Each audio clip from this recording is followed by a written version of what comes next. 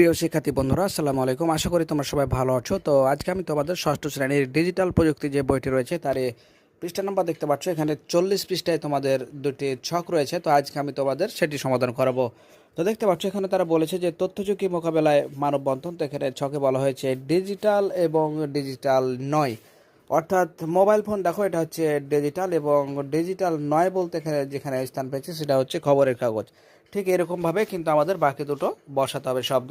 এবং নিচে বলা হয়েছে যে ব্যক্তিগত তথ্যের তালিকা, এখানে নিজের ছবি দিতে হবে।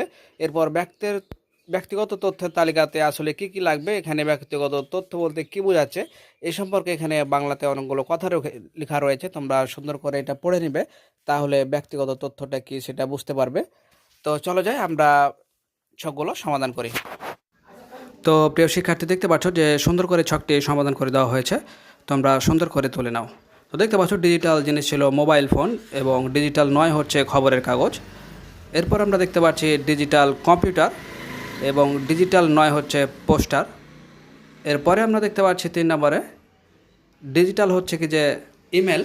তো এরপর আমরা দেখতে পাচ্ছি যে ব্যক্তিগত তথ্যের তালিকা। তোমরা দেখতে পাচ্ছ যে নিজের ছবি, তারপরে mobile number, academic certificate, bank account number, বাড়ির ঠিকানা, জাতীয় পরিচয়পত্র, মোবাইল ব্যাংকিং এর পিন নাম্বার, পাসপোর্ট, তারপরে সামাজিক যোগাযোগ মাধ্যমের পাসওয়ার্ড, জন্ম নিবন্ধন এবং ইমেলের পাসওয়ার্ড।